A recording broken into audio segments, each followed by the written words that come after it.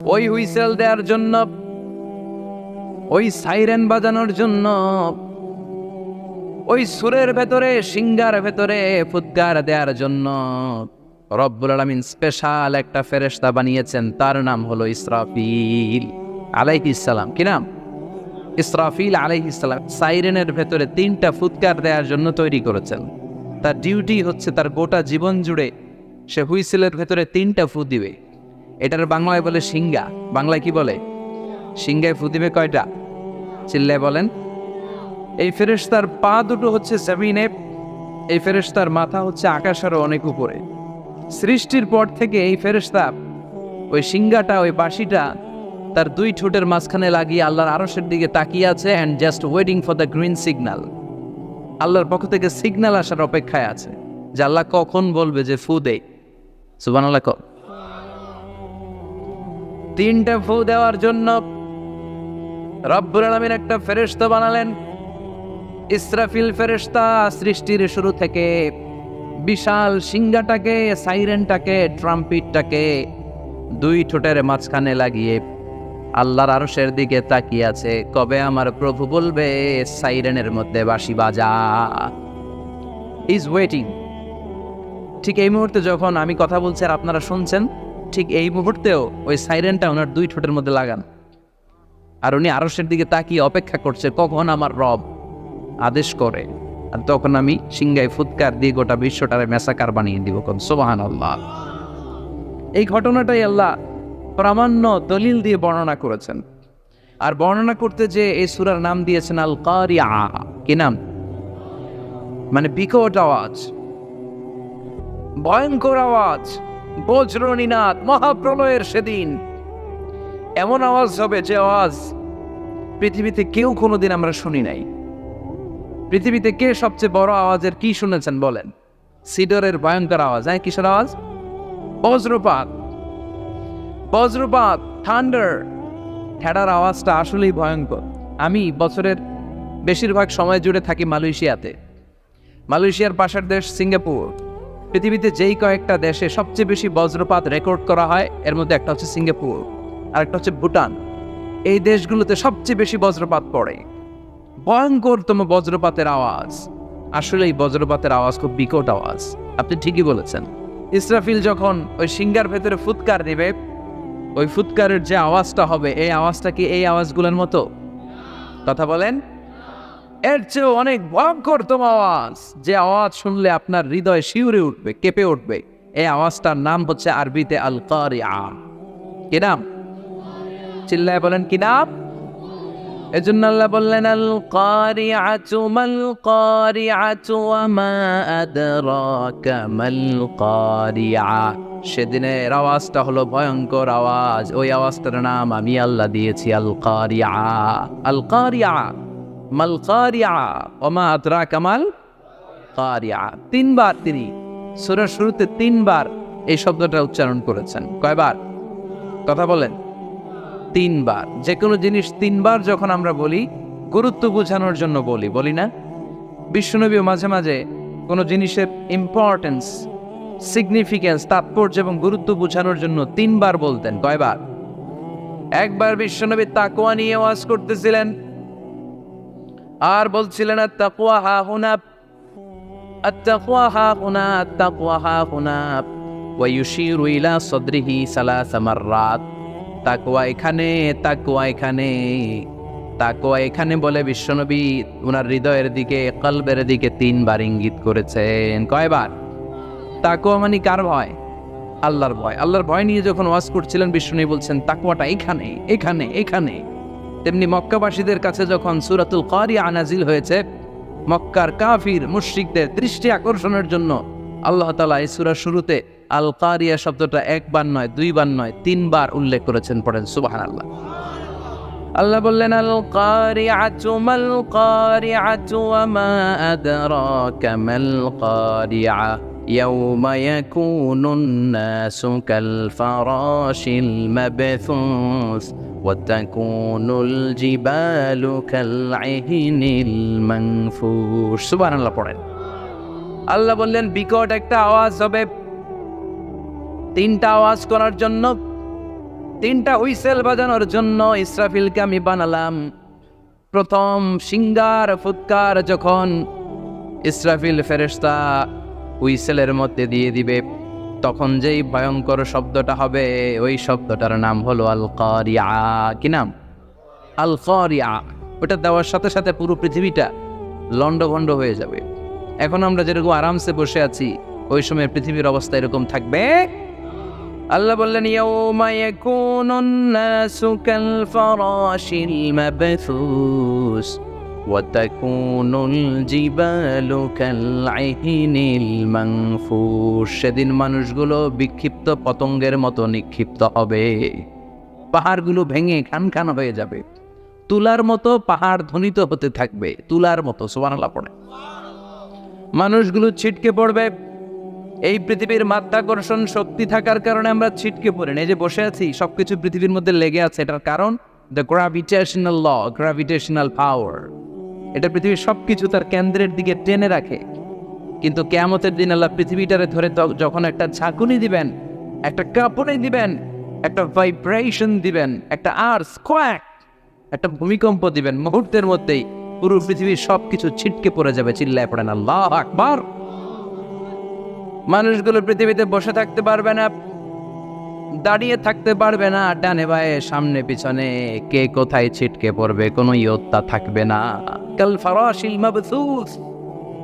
মানুষগুলো বিক্ষিপ্ত পতঙ্গের মতো নিক্ষিপ্ত হবে। শীতকালে ছেলেপেলেরা গ্রামাঞ্চলে অনেক সময় র্যাকেট খেলে না, ব্যাডমিন্টন খেলে, দেখবেন ওই খেলার জন্য শীতকালে ক্ষেতের মাঝখানে বাঁশ গেড়ে দেয়, আর বাঁশের মধ্যে লাইট লাগায়। দিলে ওর মধ্যে লাইট লাগালে কোত্থেকে যেন অনেক পোকা চলে আসে, ডান দিকে একটা, বাঁ দিকে একটা, সামনে পেছনে ছিটকে ছিটকে পড়ে। কিয়ামতের সেই কঠিন দিন মানুষগুলো বিক্ষিপ্ত এরকম পতঙ্গের মতো ডানে বায়ে ছিটকে ছিটকে পড়বে।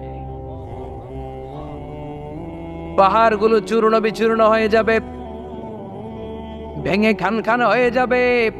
তুলাকে ধ্বনিত করলে তুলা যেমনি ধ্বনিত হয়, তুলার মাঝখানে লাঠি দিয়ে পেটালে, তুলাকে পাতলা করার জন্য, আরামদায়ক করার জন্য, মোটা বানানোর জন্য যখন লাঠি দিয়ে ধ্বনিত করা হয়, দেখবেন সামান্য তুলার ধুলিকণা, ছিটেকণা বাতাসের মধ্যে শূন্যে ভাসে।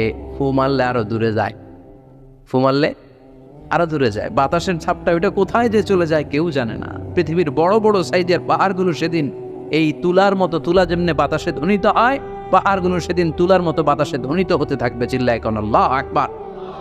এই পৃথিবীর সবচেয়ে বড় পাহাড়ের নাম মাউন্ট এভারেস্ট। ওই পাহাড়টা সেদিন আল্লাহ যখন একটা ঝাঁকুনি দিবে, পৃথিবীটারে ভেঙে খান খান হয়ে যাবে, টুকরা টুকরা হয়ে যাবে, তুলার মতো বাতাসে ধ্বনিত হতে থাকবে।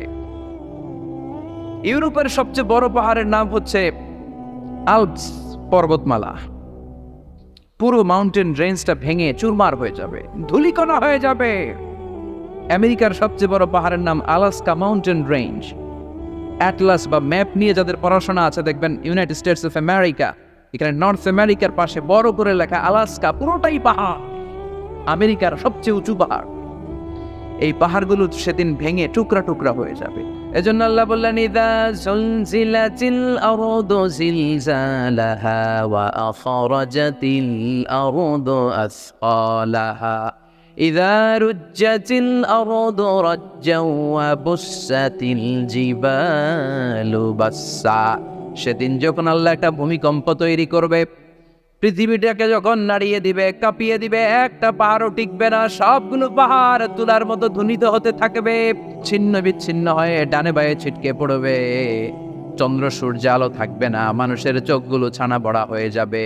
ফাইদা বারিকাল বাসারু ওয়া খাসাফাল কামারু ওয়া জুমিআশ শামসু ওয়াল কামারু ইয়াকুলুল ইনসানু আইনাল মাফার। চাঁদে আলো থাকবে না, সূর্যে আলো থাকবে না, প্রক্সিমা সেন্ট্রাইতে আলো থাকবে না, আলফা সেন্ট্রাই এ, আলফা সেন্ট্রাই বি, ইটা ক্যারিনা, বেটেলজিউস, অ্যান্ড্রোমেডা, একটার ভেতরেও সেদিন আলো থাকবে না, সবগুলো অন্ধকার হয়ে যাবে। সাগরের পানির মধ্যে সেদিন দাও দাও করে আগুন জ্বলবে। সেই দিনটার নাম হচ্ছে আল কারিয়া। মাল ওয়ামা আদরাকা মাল।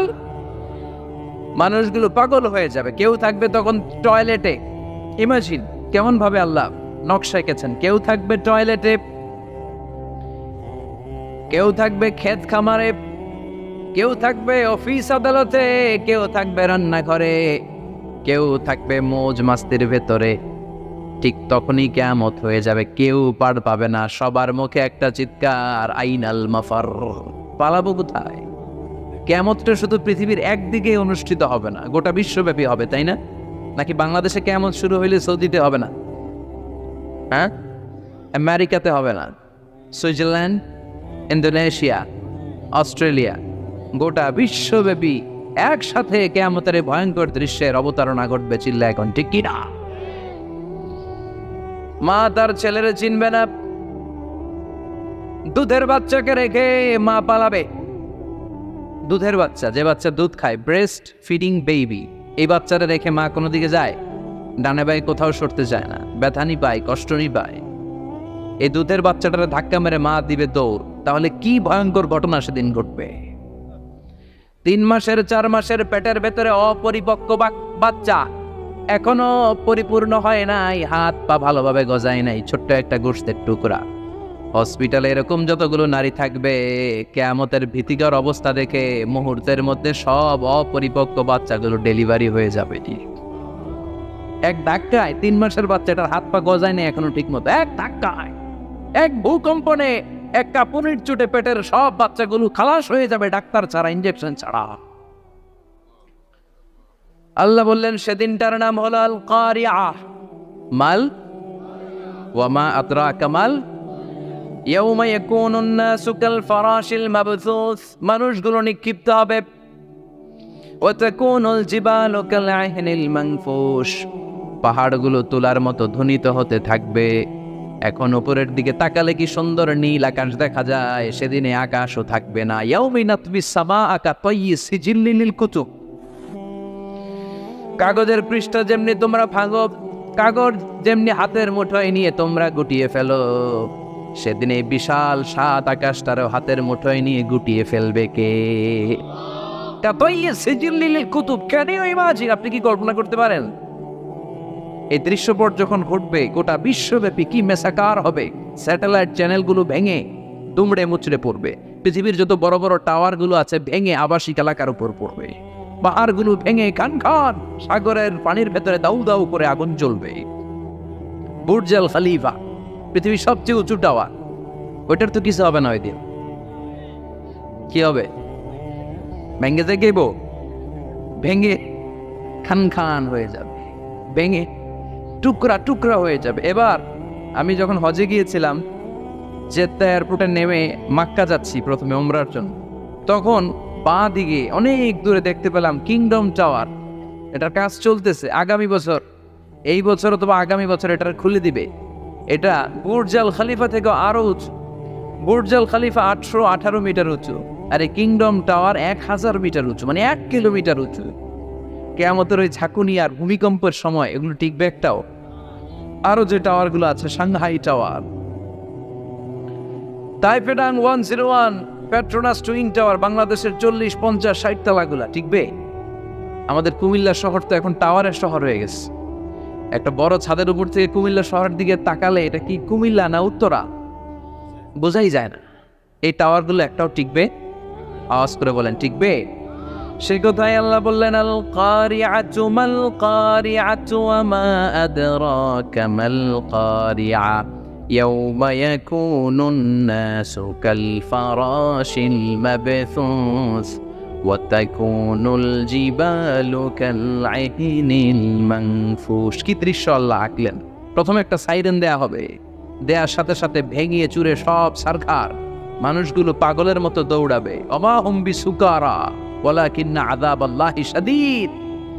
মানুষগুলোর দৌড়াদৌড়ি দেখলে মনে হবে যে মাতালের মতো দৌড়াচ্ছে, রেড ওয়াইন খেয়ে, উইস্কি খেয়ে, মদ খেয়ে পাগলের মতো দৌড়াচ্ছে। আসলে মদ খায় নাই, উইস্কিও খায় নাই। সেদিন আল্লাহর আযাব এত ভয়ঙ্কর হবে, মানুষগুলো সব হয়রান হয়ে যাবে, মানুষগুলো পাগলের মতো দৌড়াবে।